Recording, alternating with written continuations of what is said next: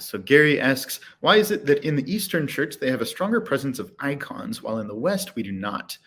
Yeah, so icons are specifically a form of religious image that was developed in the East.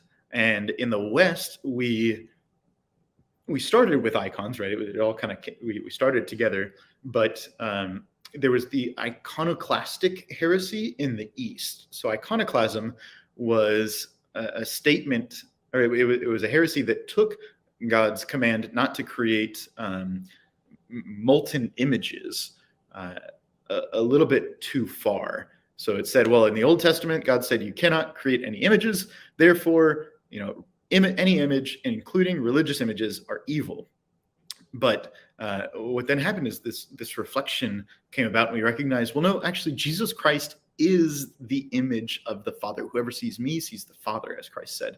And so Jesus Christ, or you could say almost God, was the first one to create an image of himself through the humanity of Jesus Christ. And so by the incarnation, God opened up the gates for this creation of images of sacred things. And because Jesus Christ was the first one, actually, it's not only okay, it's actually a good thing to create images of these sacred things.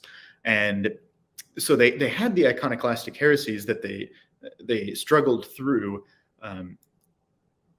but they still kind of had that tilt a little bit in which they're just very hesitant toward religious images, and that caused their religious art, specifically in icons, to be a little bit, it kept in stasis, right? It didn't continue to develop as an art form. And so really iconography, the creating of icons that is done now, is very similar to what was done 1,300 years ago.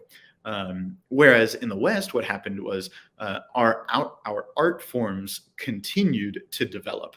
And so now we have statuary and realism, things of that sort, where you look at an image in in a Western church, and oftentimes it looks very realistic because essentially our art continued to develop in that way.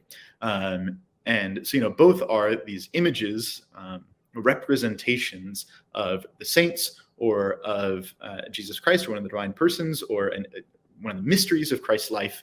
And those are there to remind us of what they represent, and to draw our hearts towards, first off, following what they represent, living the life that those images are proclaiming, or that saint lived, or the life of Christ, or whatever mystery of the life of Christ it's representing.